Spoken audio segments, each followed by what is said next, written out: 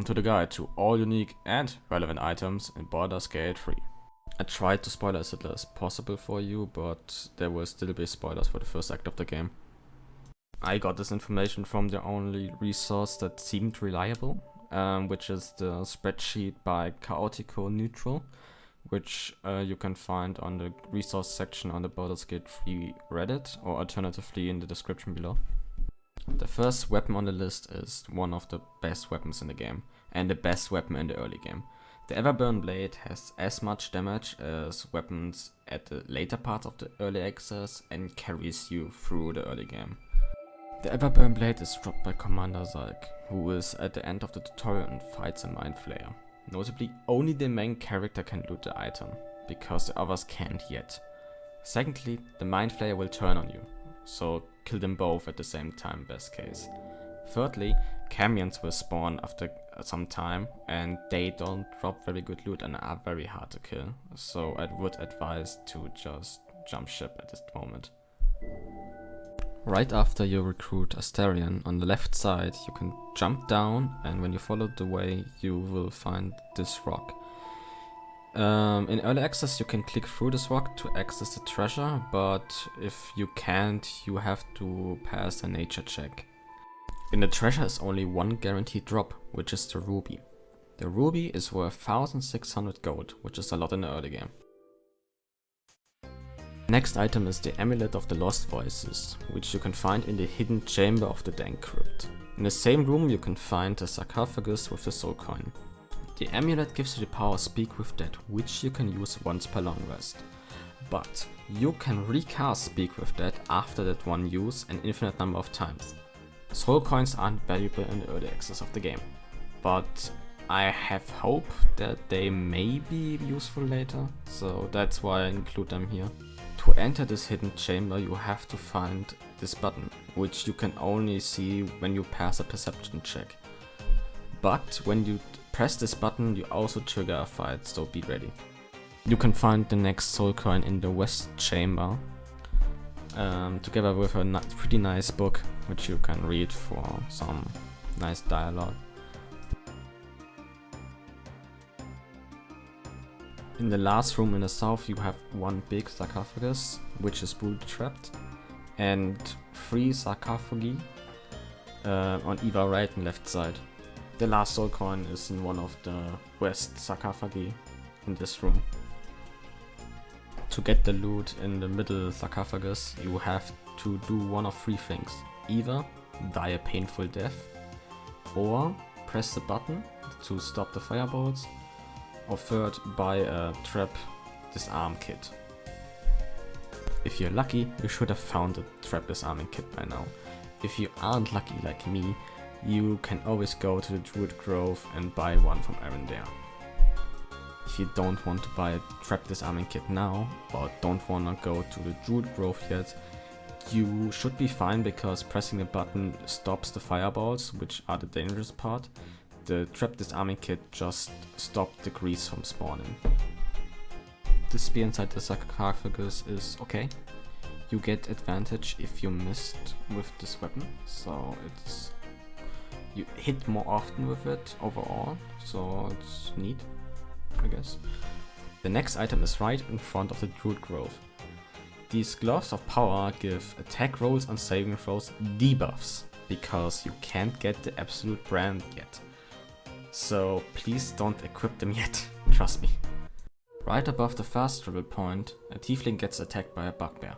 You can either wait and just let the bugbear kill her, or you can kill the bugbear and just pass the persuasion check to get a soul coin. The last one you can get in early access. Aaron the Disarm Kit seller also sells other items, 3 of which are unique. The Amulet of Elemental Torment does extra damage based on what certain surfaces you stand on. I never used this one because it sounded terrible, and I can't tell much about it. I didn't want to waste any gold for that. The next axe is Dragon's Grasp, which does bonus damage on burning targets, which is rather niche but still usable. The last item is Rain Dancer. which gives you the spell Create Water once per long rest. And this item is sometimes situationally very useful, for example in burning houses, etc. But also in combat, because electricity damage is doubled in water, so you can do some nice cheese with that. Further into the grove you meet the second of the 3 traders inside the Druid Grove, Damon. Damon will leave the grove after a certain quest is completed, so better by now, better than never. The first item is Scale +1, which gives 15 armor class, disadvantage on stealth checks, and your AC bonus from dex is limited to +2, which means that you have armor from dexterity as if you only have 14 dex, which is okay if you only have 14 or 15 dex, but it feels kinda shitty when you have 16 and above dex. The last unique he sells is a Blooded Great Axe, which does 1d4 slashing damage when you have 50% or less HP, which is a straight up worse version of the Everburn Blade. When you don't have it, you can use this. The last vendor is Auntie Ethel. Notably, every unique item you don't buy from her now, you could get later for free. So if you can wait, if you have the patience, wait. The first item she sells is Corellon's Grace, which has the effect that if you are attacked and don't have any armor on, you get an additional 1d4 bonus to saving throws, which is pretty decent if you don't have any armor on and you can wear quarterstaffs. This is a really good option to not die. The next unique she sells is Spell Thief, a bow with the effect that once per short rest, if you can crit, you get a level 1 spell slot, which sounds pretty decent, but the problem is that you have to crit, which isn't very likely, and also you probably want this on a caster, because they have more uses of this than, I don't know, a ranger. So it's even more unlikely that you use the bow and then crit with it. So it sounds pretty decent, but it isn't really, in my opinion at least. The next items are metallic gloves, which give +1 to strength saving throws. Because you don't have a lot of options early for gloves, this is a pretty good option. The next item is the Whispering Promise, which you can steal from Volo. Important to note, after you have spoken with Volo, he will move to another location after a certain time. Beware. The effect of the ring is that whatever creature you heal gets a 1d4 bonus to attack rolls and saving throws. This is of course good for every healer, for example Shadowheart. The Amulet of Sylvanas is pretty hidden under a rock on the beach next to the Druid Grove. Lester Restoration is okay. The spell itself heals some diseases and stuff, but it isn't really useful. So if you have another spell or I don't know, amulet which is better, you should use that instead, in my opinion. If you could save the girl from the Psycho Snake Lady through any means possible, you can go back to their parents for a reward. They will give you Commure's Locket, which is a necklace that lets you cast Dancing Lights, which helps non-dark vision races to hit better in the dark, which is pretty useful. Also, when you're in the Emerald Grove, you can always go to the left side into the servants' quarters, and in the back you can find Kahga's chest, in which you can find documents for the Investigate Kahga's quest. This quest must be finished before you finish the Goblin quest line, or else you won't get the rewards for it. If you answered Nettie the Druid's questions truthfully, she will give you Wyvern Poison. You can coat your weapon with it and do 3d6 poison damage. For all you bards out there, we have the Cap of Curing. You can find it next to Alfira, on top of the mountain next to the Emerald Grove. The effect of hit point regen on Bardic Inspiration is pretty good, especially because you can't find that many helmets at the start of the game. So it's a pretty decent option and very good for every bard. The next item is the Ring of Color Spray, which gives you the spell Color Spray. You can find it after you butchered the harpies and got to the nest. And here's the way. Color Spray is an okay spell, but because in the early game you don't have a lot of options in terms of rings, you still wanna wear it for the time being. You can find the next two items across from the Druid Grove entrance. On the skeleton you can find the Silver Pendant, which gives you the spell guidance. If you don't want to use Shadowheart or want a second guidance to enhance your skill checks, you can use this. If you have passed the perception check to find the rocky crevice, you can click on it and pass a lot of other checks to get the spider exec. If thrown, it spawns 5 spiders with 5 health. Next to the Druid Grove you can find a stone door to the underground passage. There are 2 ways into the underground passage, and I prefer this way for the first time because you can more easily destroy the stone statues there. Upstairs in the passage you can find a booby-trapped locked chest with Nature's Snare in it. The effect of the weapon is that if you hit something with it that isn't a plant or a beast, you have the chance to ensnare it. Which is an okay effect. There are better quarterstaffs out there, but if you don't have them you can use this one. Next to the goblins you can also find a druid, who you can heal, but before you do that you can also steal from him to get the unique item. Key of the Ancients isn't really good, but you don't have a lot of options early and you can just give it one party member and he gets the passive nature checks. So, better than nothing. On the way to the next area you will find a dying dwarf and his 2 companions. Notably, you only have to loot the dying dwarf and don't have to kill the other 2. On the dying dwarf you can find a lot of camp supplies and the shaft of a broken spear.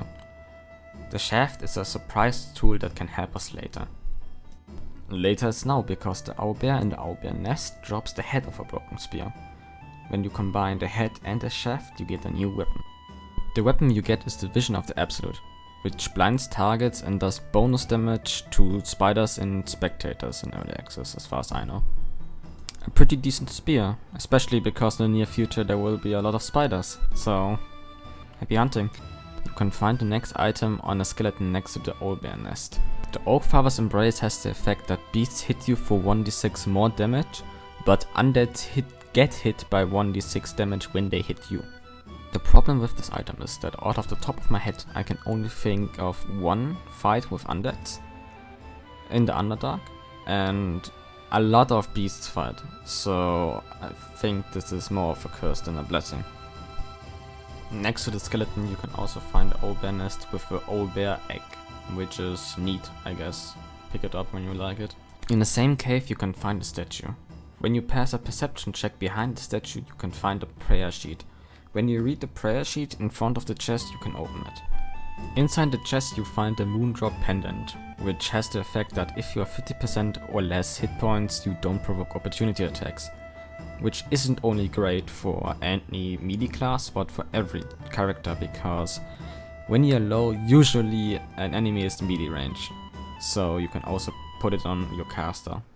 Next to the Blighted Village teleport you can find a locked chest.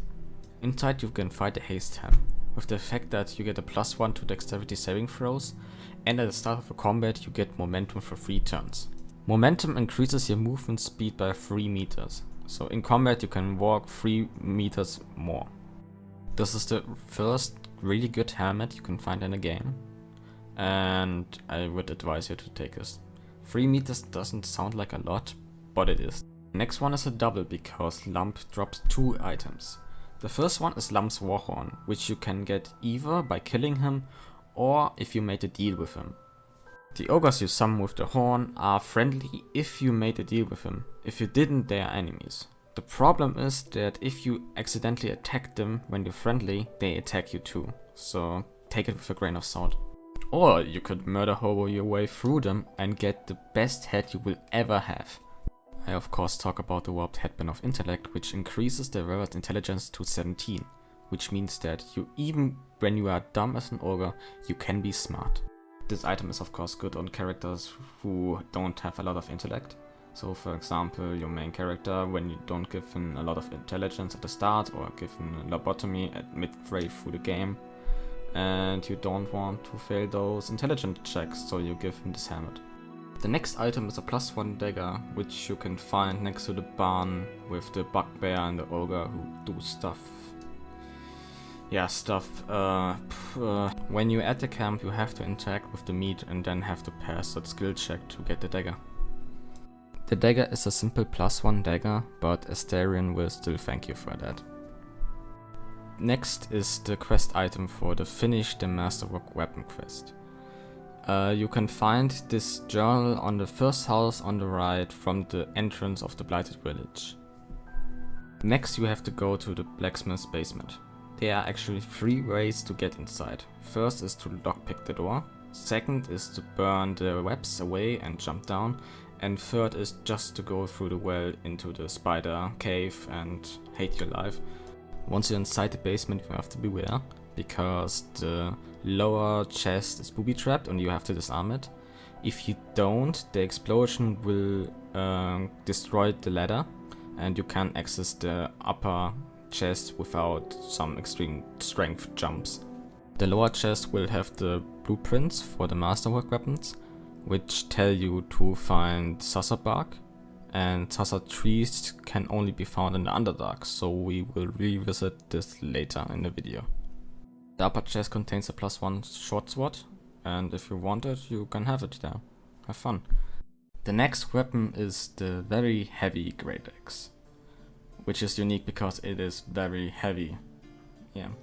It is dropped by Fezak, a Will quest NPC, and Will has a new personality in the Finnish game, so maybe this will not be in the Finnish game, so yeah. In the basement of the windmill you can find the speedy light feet shoes, which give 3 lightning charges if you dash. Lightning charges aren't useful on their own, but they get consumed by other items and their effects. The next item you can find when you go outside the Blighted Village and go down like here shown in the video. If you pass the fairly hard perception check, you can find a treasure chest, and in it the Fleet Fingers. Fleet Fingers gives you an ability which allows you to jump after you have dashed, and this is pretty useful on rogues because rogues get cunning action dash, which allows them to use a bonus action to dash instead of normal action. That means that Astarion and other rogues are pretty mobile, and this item is a must pick up for everyone who has a rogue in their party. The next items are in the Necromancer cellar. To exit it, you must go into the house with the teleportation circle and go down this hatch. To access the rest of the cellar, you have to find this lever, which is hidden beneath some boxes. Once you're in the final room, you can get the 3 unique items in the cellar. The first item is a Circlet of Fire, which gives you a bonus action each time you do fire damage with a non-cantrip spell, which sounds good, but the problem is how you gonna use the bonus action as a caster. Melee classes usually can just attack again, but not casters, so it's an okay item in my opinion. The exception to this rule are Sorcerer, because Sorcerer can quicken their spells and use those spells with a bonus action. So for Sorcerer this is actually a pretty decent item. The next item is Basilisk Oil, which you can use to unpetrify somebody, which has 1 use as of the early access, and we will come back to that later. The last item here is the Necromancy of Fae, which is a quest item for Astarion and for Gale, but Gale can use other items. Astarion has just this 1 item, so I would prefer Astarion in this case. To access it, you have to find the rusty key, which is at the exit of the room. And to open the book and really use it, you have to find another item, which I will cover later. Also, the character you give the book gets the power Speak with Dead, or when you use it yourself, you get the power. and this is a nice alternative to your amulet from before. If you made your way down to the spiders through either the blacksmith cellar or how I did it through the well, you can find your first item. You can find the first unique at the skeleton in the middle of the bloodbath here. On him you can find the spurred band, which gives you 3 meter more movement speed if you started the turn with 50% or less health. Which is a pretty good effect because you will need those 3 meters of movement speed and you will be under 50% hit points, and this effect refreshes every time you are still under 50% hit points. And if you wanna run away or wanna chase somebody off or just wanna go to the backline and shredder them as a barbarian, this is a pretty good ring. In the background you could see the way to a pretty situational item, the spider step boots. These boots are pretty good for the upcoming boss fight in this area, but don't have much use otherwise. So equip them now and forget they exist. The big spider in the next area, which you can't miss, trust me, drops the Poisoner Robe.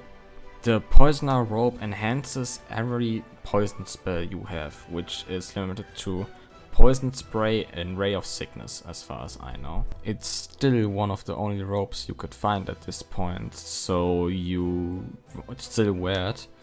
And if you happen to use Poison Spray, then it does more damage, so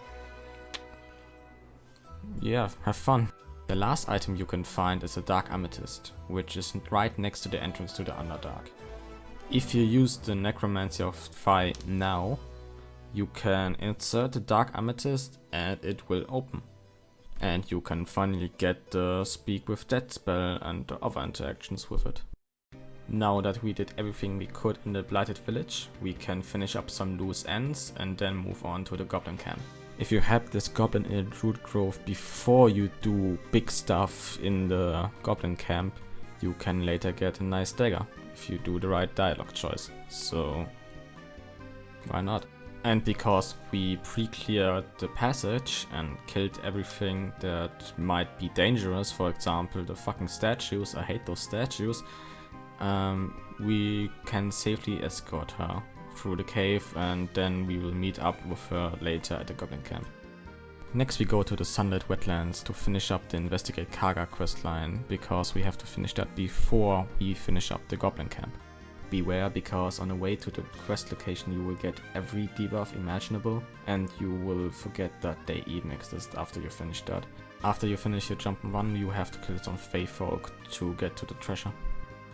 After that's done, you can just go to the tree and loot a quest item out of it, which requires us to go back to the Druid Grove and finish the quest. But next to it is a chest in which are the Sparkle Hands. The Sparkle Hands are the first item which uses lightning charges, contrary to the boots from the windmill which generate lightning charges. With lightning charges you get +1 to strength and dex checks. Before you confront Kahga, you can always interact with all the plaques first, because you get an additional skill check if you do. But this is only really important for druids, because druids get an additional item if you spare Kahga. If you aren't a druid, you only get an additional item if you kill her. Either way, you kill the shadow druids because the fight is pretty easy, even with Kahga, and you get a reward. If you're a druid, you can get an extra reward from Kahga, and if you aren't, you can only get a reward from Zevlor. You could also steal the Hellrider's Pride, which are Zevlor's quest reward. The effect of Hellrider's Pride are that your heal target gains resistance against the bludgeoning, piercing, and slashing weapon type, which is pretty useful because resistance reduces damage by a lot, and Shadowheart can wear this armor. So 1+1. If you are a druid, you also get the Pale Oak. The Pale Oak has 2 abilities. The first is an action that requires concentration, which sprouts vines out of the ground which entangle.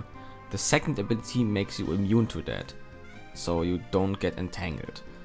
If you are a druid and you don't want to kill Kahga that badly, you can have fun with this quarterstaff. The next item I want to cover is the Idol of Sylvanus, which is a quest reward for either Gale or the Tiefling Kids. Again, Gale can use other items, the Tiefling Kids only want this one idol. If you haven't finished the Investigate Kahga quest yet, you can steal the idol without triggering a mass genocide, even if you use the invisibility potion from Wall. But this is convenient because in the fight Kahga dies too and she drops the Broodmother's Revenge. The Broodmother's Revenge coats your weapon with 1d4 poison damage each time you are healed. It isn't a lot of damage, but it is extra damage, so if you can spare the amulet slot, you can use this one. But if you steal the idol after the Investigate Kahga quest, they don't really care. You have to pass a check and then you're out and have an idol. Now that's all done, we can finally move on to the Goblin Camp. You can find the first item behind the waterfall next to the bridge. You just have to follow the way as shown in the video. Also, important to note, you can just click near the location and you can just auto-path the way to it. Behind the waterfall you can find the Great Axe +1. It's neat, but Everburn Blade is a thing, so...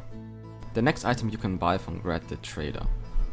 Notably, he is one of the traders who can sell you the Doom Axe, but he didn't have it in my playthrough, so I will cover it later. The only unique he had were the Boots of Aid and Comfort. Those boots give you the ability to always heal 3 hit points more as temporary hit points, which is pretty good on every healer, obviously. From the fast travel point you can follow this path shown in the video to get to a locked chest. Inside the chest you can find the glowing shield. The effect of the glowing shield is that if you are below 50% hit points and take damage, you gain 8 temporary hit points. The effect of glowing shield can only activate once per short rest. This should be your first good shield option, so I would equip it if you want a shield. Next to the fast travel point there's a goblin who has a nice ring and we want that ring. The easiest way to get the ring is to beat the shit out of him and then follow him and then kill him. In the dialogue you can taunt him into attacking you, and when you beat him you can spare him and then you can follow him and kill him when he is isolated. His unique item is Crusher's Ring, which increases movement speed by 3 meters, which should stack with momentum, so you could have a total increase of movement speed by 6 meters or 20 feet. This vendor doesn't sell any uniques, except, in theory, the Doom Axe. The problem with that is I didn't find the Doom Axe on one of the 4 vendors mentioned in the wiki, or on any other vendor in the entire game, so... If you are lucky, unlike me, the Doom Axe has the effect that targets can't regain hit points and undead creatures gain disadvantage on attack rolls. The necrotic runes kind of effect to stop the HP regen is okay, but very situational. Also the early access lacks fights with undeads and you will get better weapons in the next zone, so take it if you like it. On the right side next to the... Yeah, that guy. Is the Jagged Spear, which gives disadvantage on constitution saving throws for tortured creatures. Yeah, it's unique, I guess. Also on the right side of the entrance, right next to the torture chamber, is that Cenobite. And if you agree to him, he can show you pain and pleasure and all that stuff. He will hit you 3 times with a mallet. After you pass 3 skill checks to not cry out loud or shout "hit me harder daddy" for some reason, you get a buff, a permanent buff. Lovitar's Love gives you +2 to attack rolls and +2 to wisdom saving throws if you have 30% or less hit points. Abdirak also owns a pretty neat hammer, the Lovitar's Scourge. The effect of the hammer is that it does 1d6 necrotic damage in an AoE. If you hit something with it. The problem with that is that first it hits you too, the wielder. Second, neutral and friendly NPCs get triggered by that. So, especially if the wielder is mind controlled and hits something with it, because it counts as if you did that damage. By the way, you don't have to steal the hammer, you can just murder hobo your way through this place later. The next item is the Ritual Axe, which you can find next to the Cenobite on the table. Important to note is that the axe is relatively hard to steal if you didn't kill Spike like I did here. The axe has the effect that unless you have 25% or less hit points that you get 1d6 damage every time you hit with the axe, but you can inflict 1d4 penalties on attack rolls and saving throws on a target. I personally don't like blessed cursed weapons or items, but if you prefer those kind of weapons, this is an option. Next to the Cenobite you can find a cage with Volo in it and a guarding goblin. You can release Volo and he will escape with the invisibility potion you of course did steal from him earlier. You will later get a reward from him in your camp, so don't worry about that. Next is the Ring of Poison Resistance, which gives you resistance to poison. Yeah, you can find the ring right before you enter the workbench, like here shown in the video. This ring is pretty situationally useful, but it will be useful, so better pick it up. Note for all the items you can find in the workbench. It is easier to steal from dead men than from living ones, and you won't get punished if there are dead people in the workbench. The first item you can find is the Beastmaster's Chain, which gives you the spell Animal Friendship. Important note, Animal Friendship doesn't allow you to speak with animals. You can find the Beastmaster's Chain in a chest on the left side of the workbench. The next item you can find after you finally killed all the goblins in the workbench. Beastmaster Zerg drops the Linebreaker Boots. The Linebreaker Boots function like the Speedy Lightfeet in that you have to dash to activate their effects. The Linebreaker Boots give you the effect Wrath, which gives you +1 to melee damage per turn of Wrath. Guess who can dash with a bonus action and then gets +3 melee damage? Yeah! Inside the work kennel next to the one of Halcyon, you can find a pile of bones on which you can find a Workfang. Workfang gives goblins disadvantage against the wielder, so you won't get hit as often by goblins, which is pretty useful if you want to slaughter them all. Next we have to talk about the Absolute Brand. Yeah, that thing from the start of the game, from the power gloves, yeah, that thing. The Absolute Brand doesn't have any negatives in the early access of the game, only positives. But I guess that will change in the finished game, so if you speak with God in the first big room, who is also one of the 3 important NPCs in the area, you can get the Absolute Brand after some dialogue. But you can also leave the dialogue after you got the brand and talk with another party member again, and he gets the Absolute Brand too, and you can just repeat that with every single of your party members. I don't know if that's possible in the finished game, but it would be nice to have the full party with the Absolute Brand, because one item really benefits from that. But first, do you remember the Gloves of Power? If you don't, here's a picture of that, and the effect is pretty good actually, and if you can spare the glove spot, especially on rogues who don't want the extra jump, you can use this one. You can also gut like a fish, and she drops 2 unique items. The first item she drops is the Absolute Warboard, which gives you the power Word of the Absolute. Word of the Absolute is an AoE ability which gives branded targets Sheet of Faith and not branded targets Curse. This sheet is great because Sheet of Faith is single target and requires concentration. Word of the Absolute is AoE and doesn't require concentration. This effect also lasts till long rest, but only for your party members. If for example you hit Halcyon with it, he has Bane till the end of his days. The spell also doesn't break when you swap shields, so you can swap the shield with the glowing shield we found earlier. All in all, a really good shield, and I think they give a drawback to the Absolute Brand because of that, because this shield is ridiculously good. The other item she drops is the Absolute Talisman. With this talisman you regen 1d8 hit points after you lost 25% or more hit points if you do damage, which is pretty neat, pretty good, but it isn't as broken as the shield. Hey you, do you like gold? I like gold, and I know where you can find some gold here. Next to the shitty trader you can find a guarded door, but that ain't gonna stop me. If you lockpick the door next to it, you can jump up with a fairly high strength character and just loot the whole place. Important to note, there are a lot of explosive barrels and stuff, and when shit goes south they will barricade themselves in that, and that's not healthy for you. So better loot that place before you kill everybody. Remember Zaza, the goblin from the Druid Grove? Yeah. She has an argument with Mintara. If you tell Mintara that she's telling the truth and she didn't know, you get the item. If you don't, you won't get shit. The item you get is Assassin's Touch, a +1 dagger which does 1d4 necrotic damage on knocked out and sleeping creatures. It's a +1 dagger with an extra effect.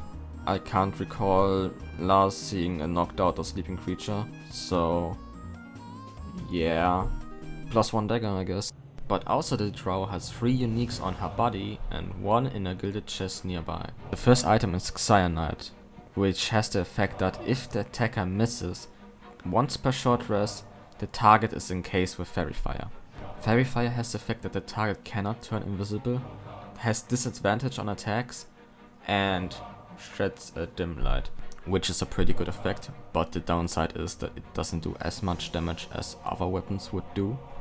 So give it Shadow Heart and she attacks once per blue moon. Her next item is Spider Silk Armor, which gives +1 to stealth checks and advantage on constitution saving throws. There aren't a lot of constitution saving throws, as far as I know only blindness and heat metal, but the +1 to stealth checks is pretty neat for rogues. The last item you can find on her body are the Boots of Striding. The effects of the Boots of Striding are that you gain momentum if you concentrate, so 3 meters or 10 feet, and you can get pushed or knocked prone. Momentum is always good, and the AI in Baldur's Gate 3 really likes to push you around, literally. Also the not get prone effect is pretty good. Sadly those boots are medium armor, so Gale can't use those nice boots. In the gilded chest next to Mintara you can find the water sparklers. The effect of the water sparklers are that the wearer will electrify water which is underneath them, and if they stand on electrified surfaces they gain 3 lightning charges. The next items you can find behind Dror Raxlin's throne. To open the gate you either have to lockpick it or you can kill Dror Raxlin for his key. The first item you will find in the treasure is Helmet of Crit. Its effect is that if you have 50% or less hit points, you get an additional bonus action, which is pretty good for every melee class because they can usually attack again.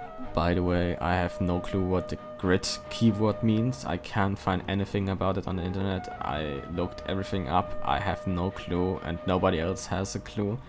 Help me. I'm scared. The next item are the Spring Step Boots, which give you momentum after you have dashed. Good. The last item in the treasure is Amulet of the Saloon's Chosen, which give you the spell Saloon's Dream, and it is a quest item for Gale. Saloon's Dream heals on touch 1d8 plus spellcasting modifier on hit points, but the target can fall asleep.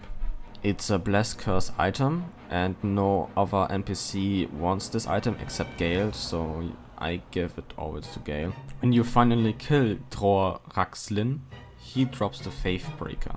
The Faith Breaker is a versatile +1 warhammer with a unique weapon action. Absolute Power is a weapon action which does 1d6 force damage more and pushes back the target by 5 meters. In the room next to the room with the 2k gold you can find this locked door. This leads to a path into the Underdark, but before we can find a unique item. Next to this guard who dropped dead suddenly, we can find a gilded chest. In the gilded chest is Ill Matters 8, a unique amulet.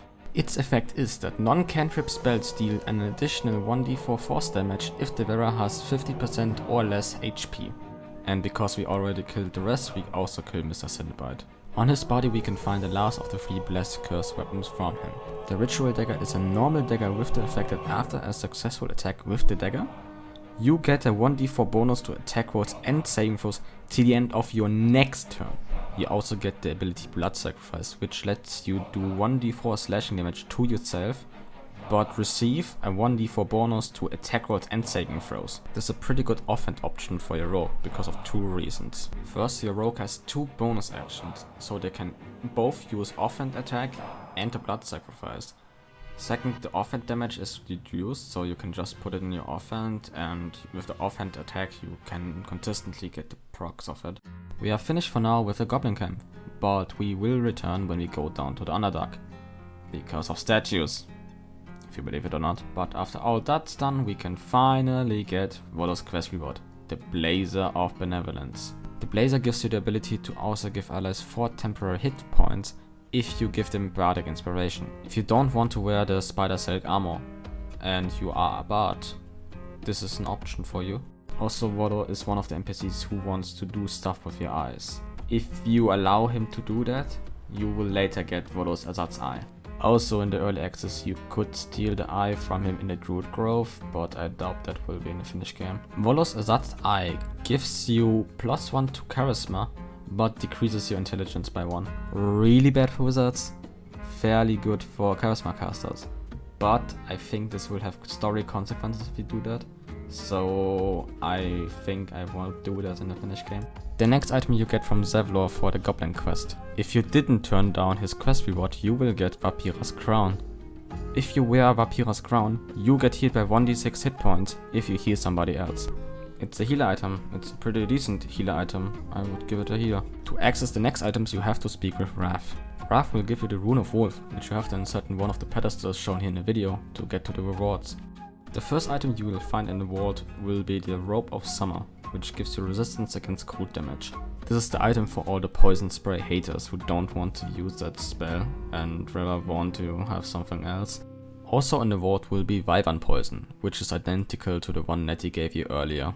The last item in the vault is Sorrow, which does 1 psychic damage to you every time you do damage with this weapon, and it gives you the ability Ensnaring Strike, which you can only use in melee. The melee Ensnaring Strike works like the Ranger one, but only in melee. Don't be scared because this weapon does 1 psychic damage to you. It isn't a lot. Now that we got every single item out of the Druid Grove, we can finally move on to the Risen Road.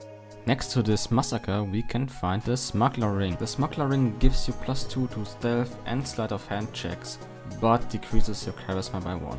This is a good item for everyone with stealth and sleight of hand proficiency, because the increased checks make it a lot easier. Yes, this sucks for charisma casters, but they can unequip and equip this item if they are your steel guy. The next item, Sword of Justice, you can find on a totally legit paladin. The Sword of Justice is a +1 greatsword with the Sheet of Faith spell. Yes, I know the name of the spell is Tears Protection, but it is the same spell, it just has a different name. So the sword is outclassed by the Absolute's Warboard, which does the same in AoE and without concentration. Also, when you're in melee range, usually your concentration gets broken. So, by the way, this is also an item you can use for Gale's quest. The next item is Down the Hedge by the Paladins. You can't lockpick this door, so either you have to destroy it, or you can find the key on the way down to Karlak. On the way to the treasure you will find a lot of gas traps. You don't have to disarm every single one of them, but you should disarm some of them. To access the treasure you need at least 2 other party members. They both have to sit on thrones and a secret door will open. Also the gas traps will trigger, but you can just equip the Ring of Poison Resistance on your lockpick guy and he can solo this place. Inside the poison room you will find a chest in which you can find the Gloves of Succor. The Gloves of Succor work like the Hellrider's Pride, but only at 50% hit points or less, and only with Lay of Hands. So overall it's a downgraded version of an item you get early in the game, and it's a Paladin exclusive. Next item we can find on the boss Noel, who you can find next to the Risen Road teleport. The boss Noel drops the Shattered Flail, which is a +2 mace with the effect that every time you hit an enemy, you get healed by 1d6 hit points. But if you don't hit anything, you get mad. Mad is a condition that if you fail a wisdom saving throw, you get more or less mind controlled, but you can also attack enemies. I personally am very unlucky, and every time I use this weapon I get mad. And if you are unlucky too, you shouldn't use this weapon. Inside a cave which the Nords were besieging, you can find 2 Zentirum guys. You have the choice between killing them now and looting the treasure, or you can let them go and you can unlock better items on a vendor. If you kill them now and lockpick the treasure, you get the Iron Flask. You can either give this flask to Gale, because it is also a quest item, or you can throw it and release the Spectator within. The Spectator attacks random enemies and doesn't drop any good loot. Also in the finished game you can probably give this item directly to the guy who hired the Zentirum, so keep that in mind. Right outside the cave on a dead Zentirum guy you can find the Speedy Reply. The Speedy Reply is a normal weapon with the effect that after you have hit with this weapon, you get momentum for 2 turns. Momentum is pretty useful, and if you like scimitars, here you go. You can find the last item in this area in the cave with the Zentrum. When you climb up the ladder, you can find this locked chest, and in it, the Reason's Grasp. The Reason's Grasp has the effect that if you choose to end your rage early as Barbarian, you get 15 temporary hit points. At a certain point, if you took the movement speed feat, even as a dwarf, you should have enough movement speed to never end your rage naturally. So I never really used the end rage option with this glove, even when I wear it, so it's rather niche.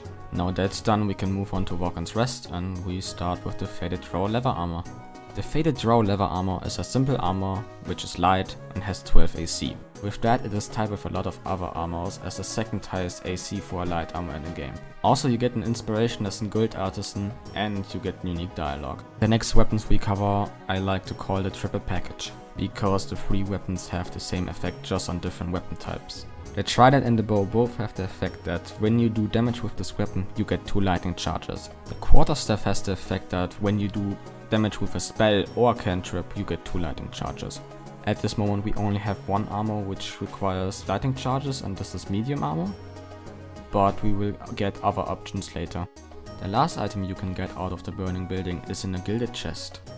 To be honest, I don't know how you should require this item. I just usually use Rain Dancer and Create Water and cheese my way through it. When you use Create Water and are outside of the fire, you can just click on the gilded chest and you auto walk to it, and you can lockpick and loot it. You may have to try a bit with this tactic because you may get blinded again and then the auto walk cancels, but if you try hard enough you get it, don't worry. I would go through this pain because the Hammer Haft is a pretty decent weapon, especially for a boss fight later. The thunder damage on jumps is pretty neat, I guess, but the real good thing is Tenacity, which does strength modifier damage each time you miss an attack. Bludgeoning strength modifier damage. I don't use this weapon a lot, but there is a certain boss fight in which bludgeoning damage is very important, so I like to have this weapon around. When you go to this little building next to the big burning one, you can find the Zentrum hideout and 3 more items. Brim will only trade with you if you have done one of 2 things, and then later talk with this boss. Either you didn't kill the Zentrum guys after you have killed the Gnolls, or you have killed the Zentrum guys but didn't lockpick the chest and brought it back. The chest is pretty heavy, so I would advise for the first option. The first item Brim sells is the Jolty Vest. When you wear the Jolty Vest and you have lightning charges, the attacker must succeed a dexterity saving throw or he gets shocked. When the target gets shocked, he can no longer use reactions and has disadvantage on ability checks and saving throws with dexterity. The next item he sells is the Giant Breaker. The Giant Breaker has the effect that if it hits the target gets the reading conditions for 2 turns. Reeling gives a -1 penalty to attack rolls, but like Wrath, this stacks with every turn remaining. The last item he sells is the Studded Leather Armor +1. This armor has the highest armor class of every single light armor in the game. It's good, buy it. The last items you can get here are from the Githyanki on the mountain pass. I would argue that if you fight this fight legit, this is probably the hardest fight in the game so far. So if you have problems with this fight, you can always stand in the back and spam fireballs till they are all dead. Well, if you kill them either way, you get 5 items from them. The first item is the Elaborate Slate, which is a laser quest item. So, yay! The next item is the Githyanki Halfblade, which has 15 AC, disadvantage on stealth rolls, and the AC bonus of Dex is limited to +2. Pretty much the same item you could already buy the Druid Grove, and if you don't want the Dex modifier AC that much, you can wear this item. The next items are the Githyanki Longsword and Crossbow, which are basically just +1 weapons. So if they are upgrades, wear them. It's nothing special though. But the last weapon has a special place in my heart. The Githyanki Greatsword. But not because of its looks or any nostalgia, but because its proc is that it does as much damage as the fucking Everburn Blade. Because if you have 50% or less hit points, it does as much damage as the Everburn Blade all the fucking time. It's such a cruel joke that the Everburn Blade is still the best weapon in the fucking game, at this point at least. But hey, we're just 50 minutes in the video, right? What the hell do I know? Now that the Risen Road is over, we can finally say hello to our old friend Auntie Ethel. Auntie Ethel drops both uniques if you didn't buy them earlier in the Druid Grove. Like here shown the Coronan's Grace, because I bought the Spell Thief earlier. She also drops the Tarnished Charm, which has the effect that death saving throws are easier. This is an effect you don't really need, so yeah. But if you didn't kill her in the first encounter, you can later find her downstairs in the Ancient Arbor. If you lower her HP far enough, for me it was around 5 HP, she tries to make a bargain with you. When you do the bargain, you get Auntie Ethel's hair. There are 6 versions of the hair, and each version increases another main stat. For example, there's a strength version or a charisma version, which is pretty useful. The downside to that is that you don't get to kill her, and lore stuff of D&D and so. If you killed Auntie Ethel and didn't do the deal, you can raise their corpse and ask her what deal she made with Marina. If you know what Auntie Ethel wanted out of the deal, and you tell Marina that, you will get Marina's locket as a reward. Marina's locket does nothing, but this will probably get a use later, so I like to mention it anyways. We can also find her later outside for another item, but first we have to loot the treasure room of the hag. The first item we can find there is Blighted Village, which we need for Marina's quest. Pick it up. The second item is the Ever-Seeing Eye, which is an amulet with the spell Protection from Evil and Good. With the spell on you, aberrations, celestials, elementals, fae, fiends and undead have disadvantage on attack rolls against you and can charm, frighten or possess you. Besides the fact that possess isn't in the game as far as I know, it's a rather niche effect, so it's good that it's on an amulet you can always use if you want to. The next item is the Staff of Crones, which is a Gale quest item and has the spell Ray of Sickness. With that item you can finally put on your good old poisoner robe and go to town. The last items are hag potions, which are more or less monkey paws. Some of them are pretty decent, but there are so many of them I don't want to cover them. When you use the teleporter you will meet Marina again next to her dead husband. In the dialogue you have the choice to use the bitter divorced wand to resurrect her husband. And if you do, you have 2 choices. Either you keep the wand or you give the wand to Marina. If you give the wand to Marina, you don't get a reward in the early access. Maybe later, but who knows. But if you keep the wand, you can always summon her husband into fights. You get a new item, Second Marriage, with which you can summon him. Second Marriage has no charges, and Marina's husband has 22 health, so it's a nice meat shield. So for once, it's worth to play an evil character in this game, as long as you don't get a better reward in the full version from Marina. Back at the Goblin Camp, when we try to go down to the Underdark, you can just skip this puzzle. On the right side next to the door you want to open, per perception you can find this thing you can lockpick, and if you do, you can just skip this puzzle. I have no clue how to do this puzzle, so I'm glad that this option is available. And when you follow the way, you will find the ladder down to the Underdark. In the Underdark you will arrive in a Selenite outpost. Behind the door on the right will be a gilded chest. And in that gilded chest will be the Helmet of Smiting. The helmet has 2 effects. The first effect is that you can't get critted anymore, which is pretty good. The second effect is that if you apply conditions with your smite spells, you get temporary hit points based on your charisma modifier, which is also a pretty good effect. If you don't want to wear the haste helmet or don't want to use the Circlet of Intelligence, you can wear this one. Right next to the chest is also a fake wall, which you can see with a perception check. After you have disarmed and lockpicked the chest, you can find a Chain of Liberation. The Chain of Liberation has the effect that if you have turns or momentum, you can use 1 turn to sprint. With sprint you can move a straight 6 meter line, so double of momentum, that doesn't trigger opportunity attacks. So it's situationally useful, but if you don't have alternatives, this is also a very niche but good item. But now why I wanted to choose this entrance. If you shoot the moonstone off the statue, the turrets in front of the outpost will be disabled. And it's a real pain to get into the outpost because of the turrets outside. So I like to choose this one. Right outside the outpost you can find 2 minotaurs. When you defeat them, you can find the Amulet of the Unworthy. The amulet gives you resistance against slashing damage, but vulnerability against bludgeoning damage. Personally, I hate this item. I really don't like this one. The next item is the Excalibur. Oh wait, sorry. Fala Aloof. My bad. Anyway, when you walk left out of the outpost, you will inevitably find a sword in a stone.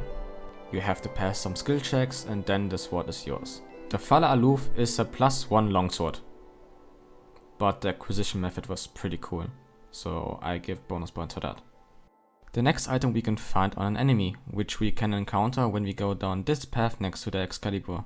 Beware, Bulette's knockback when she or he unburrows is extreme, so... But when you finally kill Bulette, it drops the Bloodguzzler Garb. The effect of the Bloodguzzler Garb is that if you have 50% or less hit points on the start of the turn, you get Wrath for 1 turn. Wrath for 1 turn equates to 1 melee damage, so best case you would combine it with other Wrath items. Next are the Myconite colony quests and vendors. The first vendor is Blug. Blug is right on the right side after the entrance. He is really hard to miss. The first item he sells is the Lifebringer. The Lifebringer has the effect that if the wearer gets lightning charges, they also get 3 temporary hit points. If the lightning charges get spent or disappear otherwise, those temporary hit points disappear too. 3 hit points aren't a lot, and there are a lot of restrictions around it. The next item is the Sunwalker's Gift. The effect of the ring is that the wearer can see up to 12 meters in the dark, which is the same range as the dark vision ratio. It's good to have this ring in an area called Underdark, so give it a party member who needs dark vision. The next item is Circlet of Blasting, which lets you cast Scorching Ray once per long rest, which is a bit too restrictive in my opinion, so I'm not the biggest fan of this item.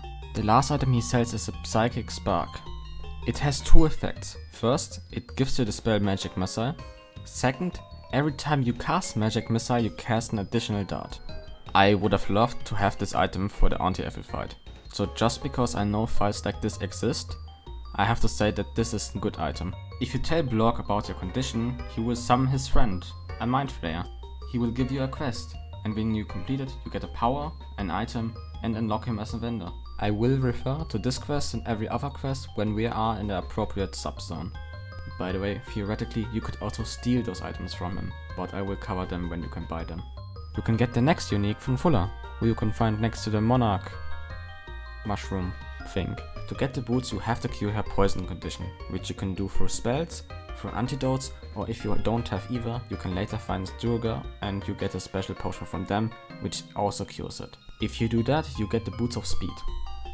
By the way, you have to give up the Boots of Speed for a short time for other unique items, but you can then murder the new owner and get them back, so just a warning. The Boots of Speed give you the Click Heals bonus action, which doubles your movement speed and gives disadvantage on opportunity attacks against you. A really good item for casters and especially Circlet of Fire wearers, because they don't have a lot of uses for bonus actions. So to use those bonus actions to disengage more or less is pretty useful. The 2 Mushroom Sovereigns who are in the colony want you to kill Durga, which we do later. And with that, the last person we have to talk to is Dereth Bonecloak. Dereth wants us to find a husband, which we will do, but at the end of the Underdark, because we need an amulet from Omloon. Before we get that, we have to do his quest. But Dereth also sells a unique item, the Herbalist's Gloves. The effect of those gloves are that if you heal a poisoned target, it is no longer poisoned. You could also heal the Deep Gnome that way.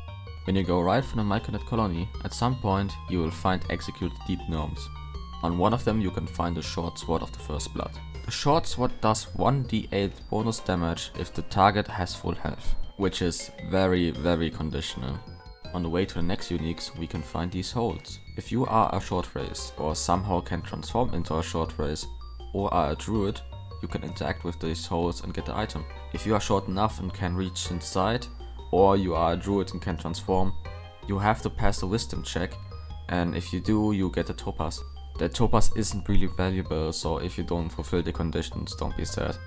From the holes, when you jump to the next area and hug the left wall, you will find this chest. Inside the chest you will find a basilisk oil, which you need soon, and the Drow studded leather armor.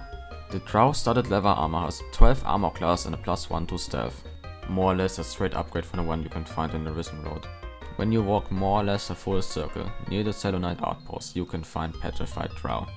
You will trigger a fight either by throwing the basilisk oil on the petrified Drow, or if you walk too far in.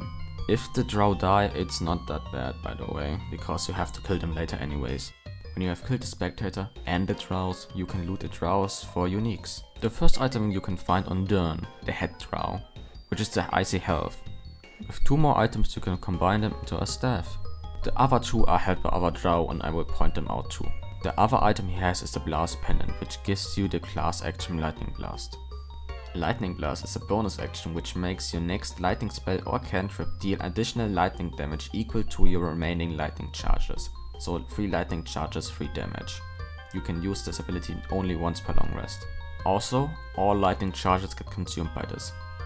The last unique, the Frayed Drow Hood, you can find next to the Petrified Drow in the backpack.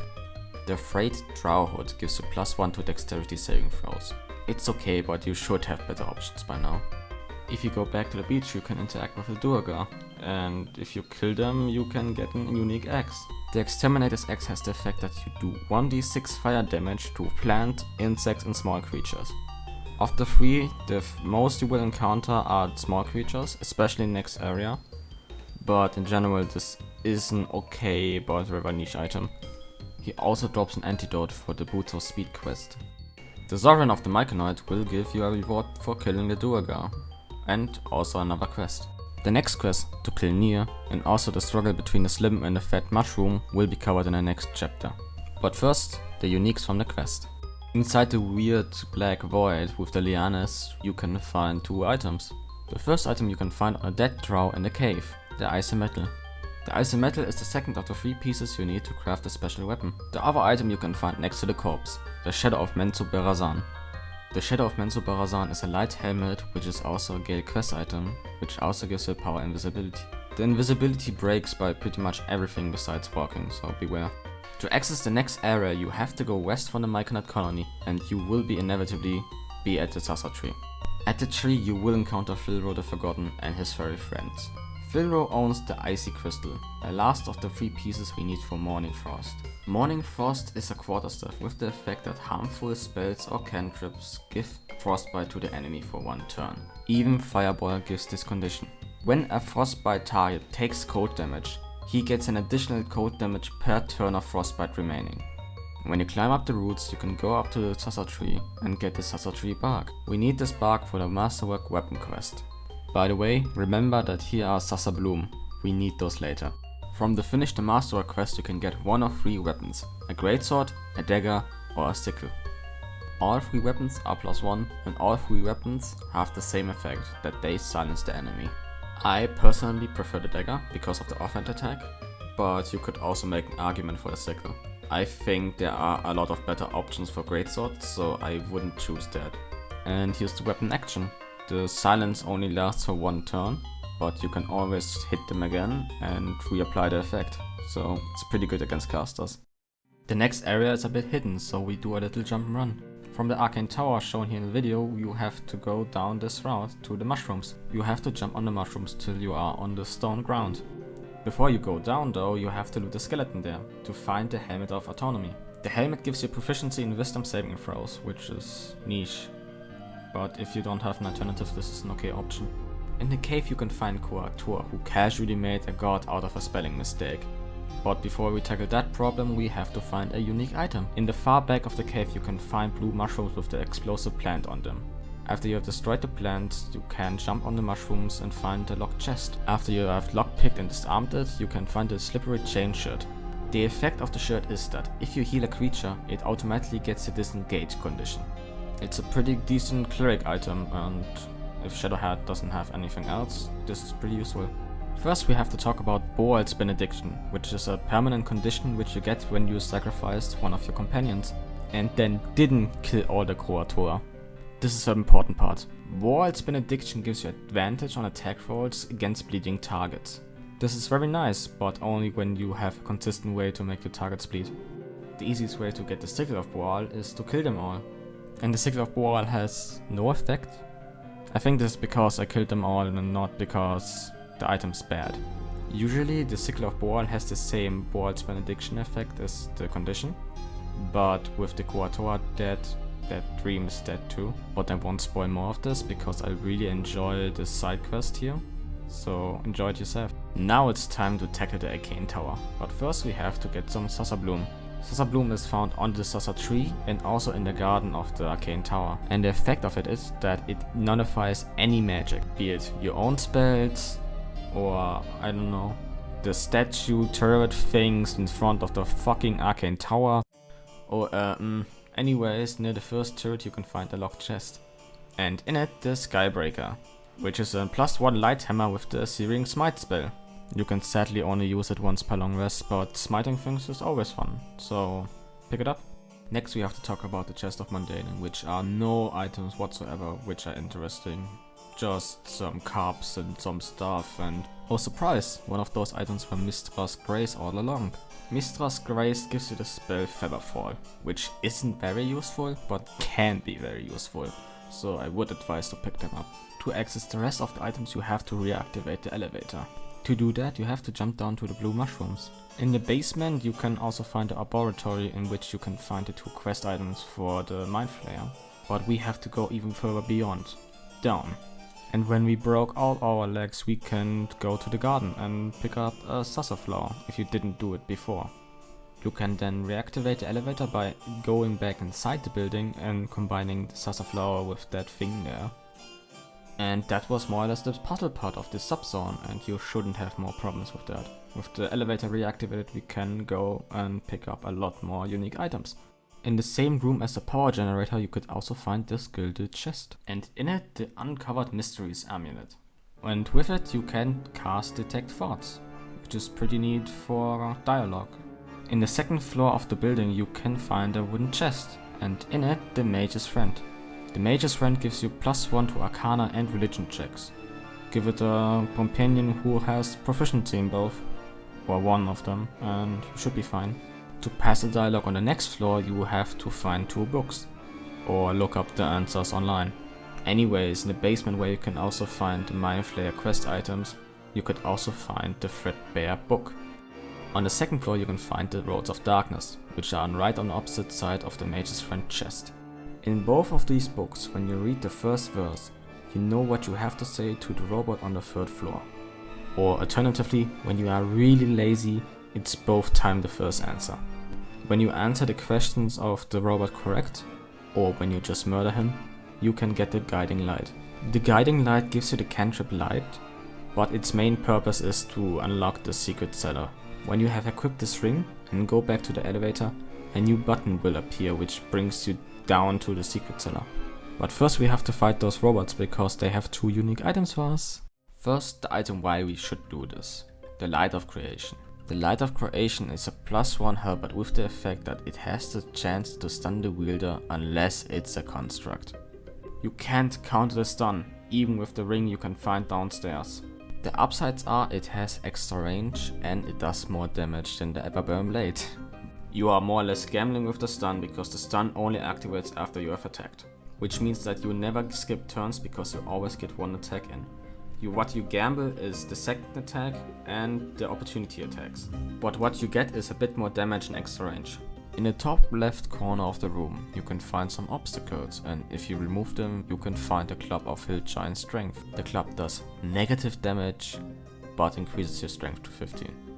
It's neat, I guess, when you need the strength to carry something, or I don't know, but in general it's pretty shit. Now it's time to go into the secret cellar with the Guiding Light equipped. The next item is another Basilisk Oil. You will never know when you need another one. When you go up the stairs you will find this gilded chest, and in it the Sparks Wall. I used to think that this ring counters the stun of the Light of the Creation, but that's wrong and you shouldn't make the same mistake I did. Otherwise the ring is not really remarkable unless you wear the boots which electrify water, because the ring also reduces lightning damage. So this ring is niche, but you will never know when you need this. Last is the Staff of Arcane Blessing, which buffs Bless by a lot. Bless grants an additional 1d4 to saving throws and weapon attack rolls, and an additional 2d4s to spell attack rolls. If you use Bless a lot, this is the staff for you. And with the Arcane Tower done, we are nearly finished with the Underdark. But first we have to get back to Omulum to get our quest reward. You get 3 quest rewards for this quest. 2 you get guaranteed, and 1 you have to pass a persuasion check, otherwise you have to buy it from him. First, let's talk about Repulsor.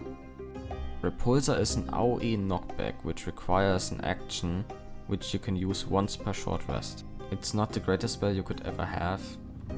It's rather niche and you would more often than not use something else instead of this.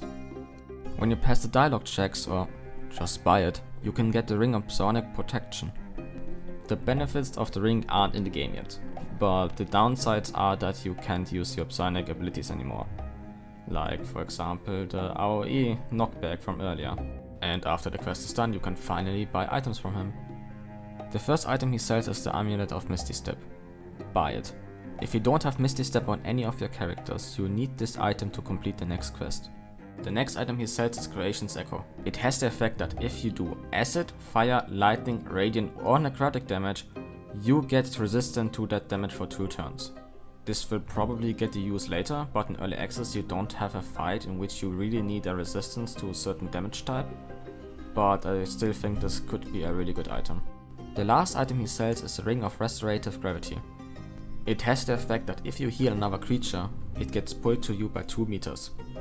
This ring is really good and really shit at the same time.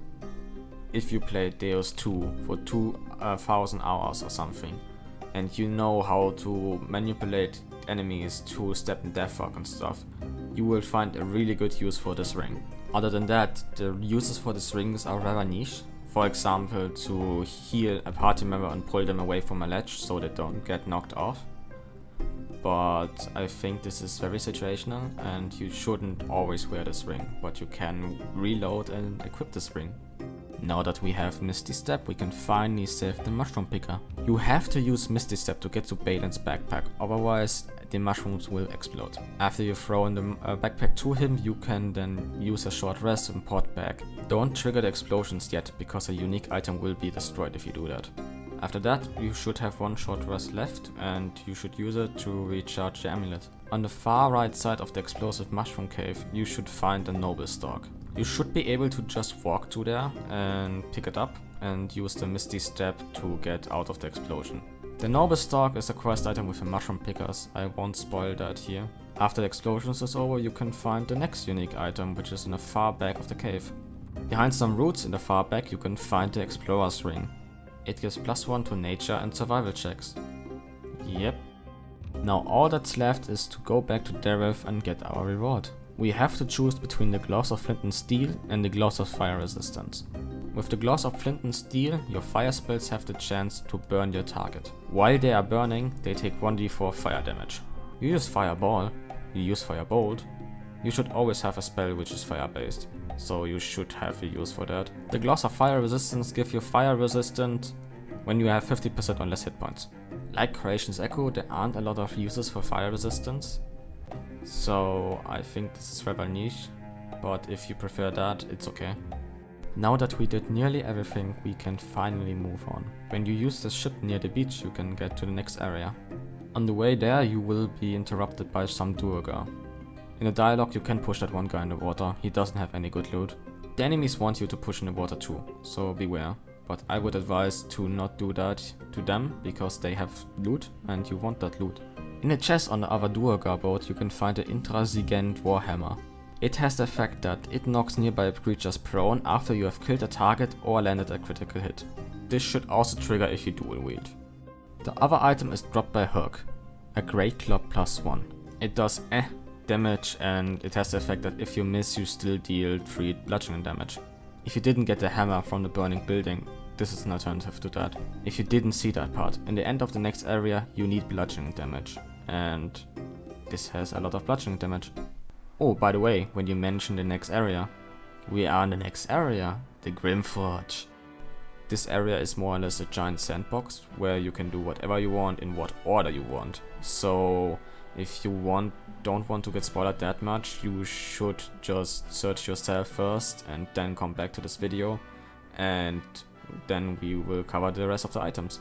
Well, let's start then. The first unique is sold by Skikpit, who sells a Wyvern poison. I swear this is the last Wyvern poison I tried to sell you as unique, because there aren't any Wyvern poison anymore. You can find the next item on a dead gnome who gets kicked by the Duergar. To get the fetish of Caladuran's move hands, you have several approaches, but if you finally get the ring, you get the spell Invisibility. Once per long rest. Once per long rest is a pretty long time, but you can use it once on each character, so go for it. When you go into the tunnel next to the gnome kicking, you can find a hidden door. Behind the hidden door you can find a chest with some valuable stuff in it and 2 smoke powder satchels. Pick up the 2 smoke powder satchels and we will talk about them later. Next we have to talk about the Dark Justicia set. On a lot of skeletons there will be a chance that 1 of 3 items will be on them. I say chance because every other source has a different spawn point for each item. And every source didn't match with my game, so either it's random or during early access it was moved to another location. But don't worry, I will mention the skeletons. The first item you could find is the Dark Justicia mail. The Dark Justicia mail has the effect that, while you are obscured by shadow, you do 1d4 damage to melee attackers who hit you. Obscured by shadow is a condition which you can see when you are sneaking, so it's rather hard to get the sweet point for that, and in fight it's really hard to pinpoint the location in which you are obscured by shadow, so it's too hard to use in my opinion. For the next item, the Dark Justicia helm, you also have to be obscured by shadow. But this time, when you are obscured by shadow, you get a +1 to saving throws when attacked. The effect is far too weak for the obscured by shadow condition, in my opinion. The last of the 3, the Dark Justicia mask, is a simple +1 to intimidation checks. Yeah. Next to this big furnace area we can jump up this ledge to get to another area. Here we can find 2 skeletons, on each we could find a Dark Justicia set item.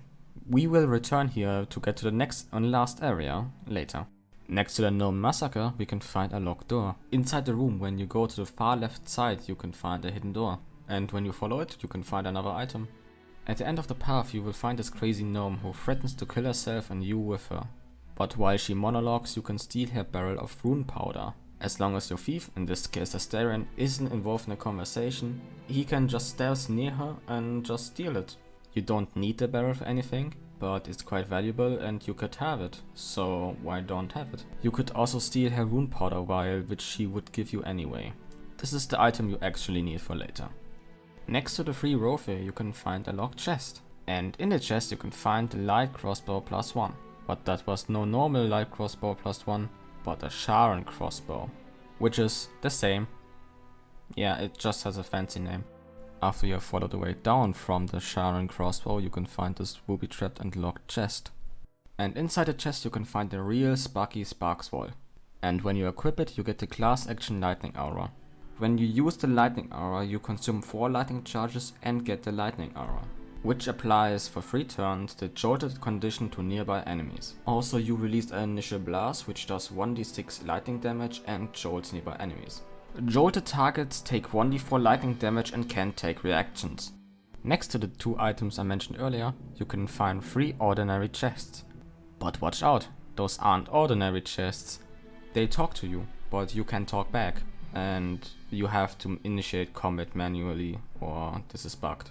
After you have killed them, you could find some story hints, and you get unique items.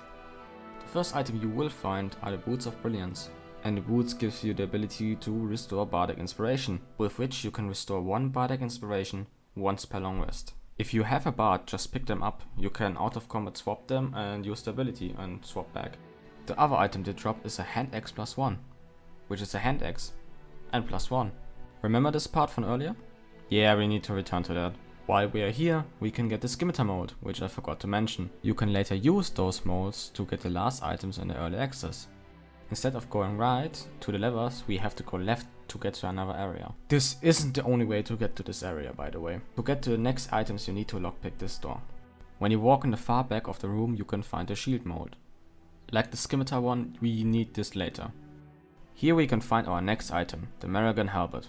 It's basically like the Light of Creation, but without the effects, which is still pretty decent because the extra reach is a thing. He also drops the Devilfoil Mask. For each Devilfoil Mask on a party member equipped, you get +1 strength, but -1 to intelligence, wisdom and charisma.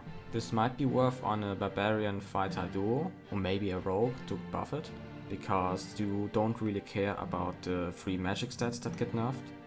But you really like the 3 strength or 2 strength you get through it. I will show you the last 3 locations for the Devilfoil, don't worry. For example, in the same room on the altar you can find the second one, The last item you can find here is the Firestalker. The Firestalker has the effect that it does 1d4 bonus piercing damage to burning targets. It's a hand crossbow, and hand crossbows are considered by many to be the best kind of weapons you could have. So if you're going for that, you can pick it up, or if you have a consistent way to burn your targets. In the forge area near the working gnomes, you could find a third of the 4 devil foil masks. You could also speak with Fryn, who wants her boots of speed back. If you give the boots to her, you can later get them back by killing her. You can't steal them. If you give the boots back, you can choose between 2 items as a quest reward. The first item is a robust chain shirt. The effect of the robust chain shirt is that if you have 50% or less hit points and get attacked melee, you deal 1d4 piercing damage to the attacker. Which is more or less a better version of the Dark Justiciar mail, but the Dark Justiciar mail is really not that great, and I really wouldn't advise to use that. The next ring gives you +1 armor class till your next turn if you shove somebody. Besides the fact that you cannot shove every enemy in the game, this is a rather niche ring, because it heavily depends on how you play the game. If you like using shove a lot and use it a lot in combat, you can use this ring and be happy with it. I, for example, don't like to use that, and I won't use this ring ever. When you walk by the 4 Dark Justiciar skeletons, you can find 2 Duergar who are kicking 2 Drawfey. When you resolve the situation, you can find a new path. And right next to the skeletons, you can find the last devil foil mask. Let's go back a bit and talk with Stonemason Kif. Kif wants you to analyze something, and you have to pass 3 skill checks. And if you do, you get an Infernal Alloy. As a lot of other things, in early access, this item does nothing. And maybe it does something later, so I include this here. Next we have to talk about the fun of the trap corridor, the suppression room. You could also simply call it I hate this place. When you have as much trouble with this place as I have, you can always turn on turn-based mode. But let's talk about what you get at the end of this road. The Protect the Sparks roll gives you +1 to armor class and saving throws if you have lightning charges. You find this place when you go down the first ladder in the trap corridor. When you jump on the carrier, you can then jump on the path to the next area, which we will not visit yet. But we will pick up the Longsword mode, which is the last mode we can pick up in this area. Now the last thing we have to do is to kill Nier.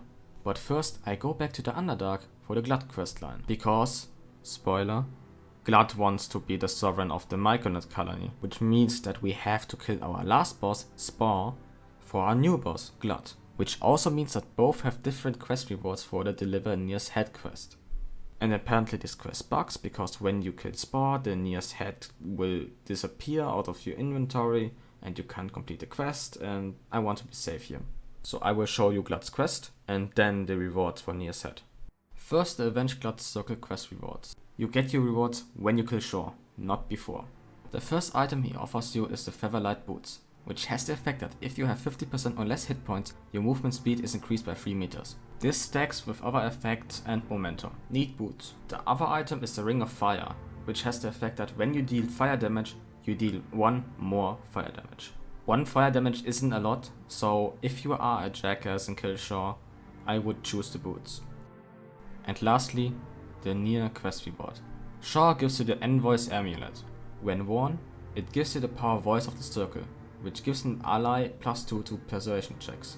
Glad gives you the exact opposite. Glad also gives you an amulet, Champion's Chain, which also gives a power, Tyrant's Tongue. Tyrant's Tongue buffs, contrary to Voice of the Circle, your intimidation checks. Both amulets give a +2 to X, and you can always equip the amulet when you need to. It's pure preference.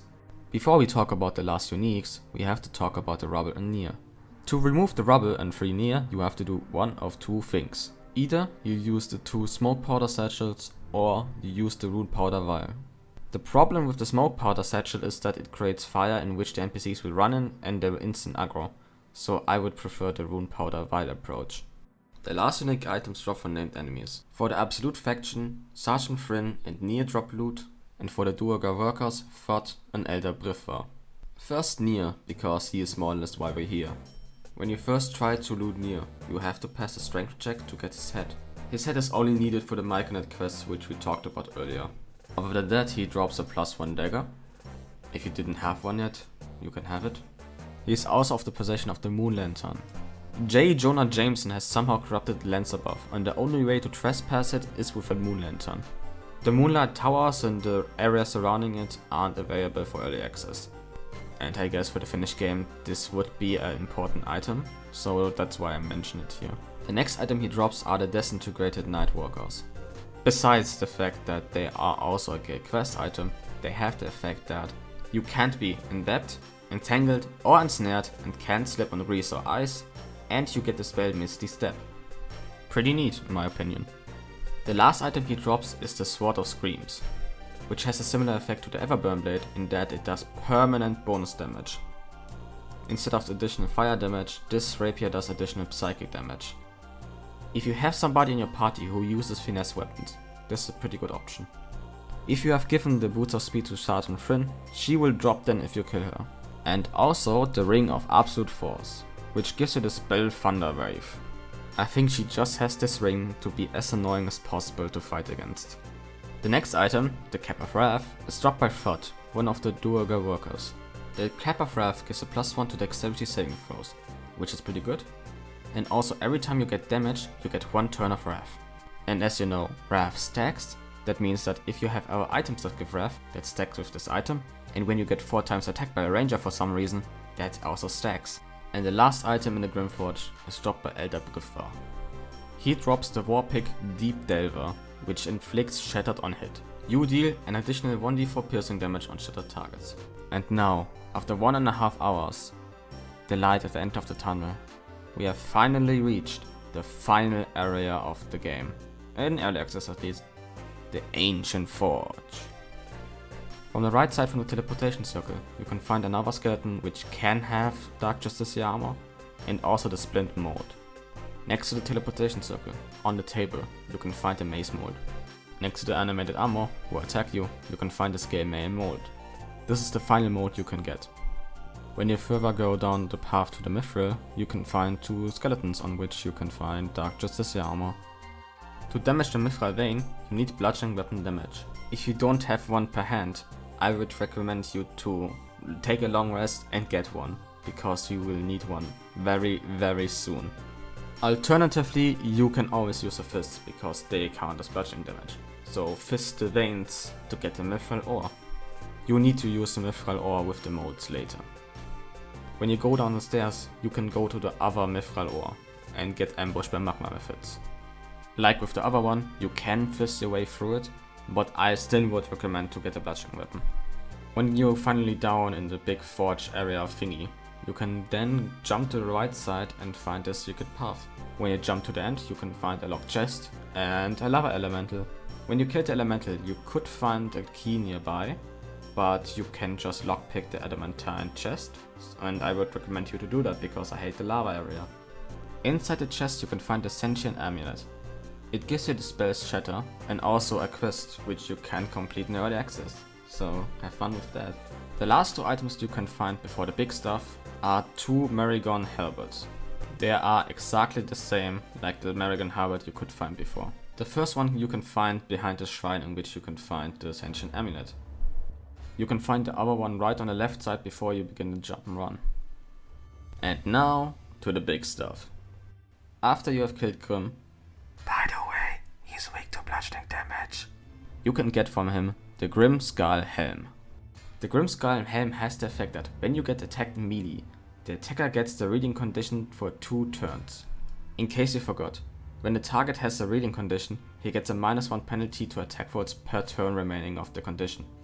Also, this is one of the only heavy armors in the game, so it's very likely that you are not proficient in it. Beware. And the very last items are the 6 mold items. Remember the 6 molds we gathered?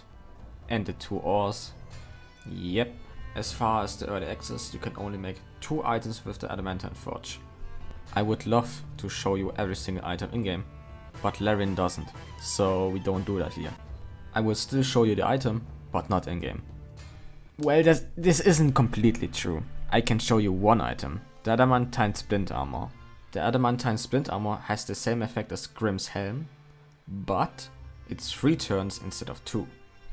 And it's also heavy armor, and because reading stacks, this is pretty neat when you go for that build. By the way, a little spoiler, every single Adamantine weapon or armor has something to do with reading. For example, Adamantine Scale Mail. Medium armor instead of heavy. and 2 rounds of reading instead of 3. The mace, scimitar and longsword aren't +1 and all have the same effect. If they hit the target gets reading for 1 turn. And lastly, the shield. When a melee attack misses you, the attacker is sent reeling for 1 turn. If you wanna go for the reading package, which I wouldn't do, I would go for heavy armor and a weapon, because the medium armor doesn't really work well with the helmet, which is heavy, and the shield kinda sucks. The chance is higher that you attack something successfully than that an attack misses you, on average. Especially because the adamantine shield is +2 and not +3 like most shields you can find around this time. So if you want to go reading, have fun. And that's it. There it was, every single item out of Baldur's Gate 3 Early Access patch 9. And I really hope that I could have helped you with this video. And I just want to thank again first Chaotico Neutral for the spreadsheet. It really helped me out, like really. And also the community wiki is really good, except on mobile. When I try to look up things at the uni, I couldn't find some things, and it's annoying a bit, but it's okay. And lastly, Larian, even though that you I know that you saw what I was doing and then sabotaged everything, but I still want to thank you for this game and for Deus 2, because I really like both games, especially 2, and I really hope that the finished game is good. And I trust you that this will be good. Also, I want to thank the viewer, you, because if you wouldn't exist, I wouldn't have done this video. I know that people have problems finding certain things and stuff, and I really hoped I could help you with this. And when I know that at least one person, I don't know, hears this at the end, or I don't know, when I just feel that I helped somebody, I don't know how to explain it, I would really be happy. And then I really hope that this will be the case. And when you see this, I know that it worked and that my time wasn't wasted. And for that I want to say thank you.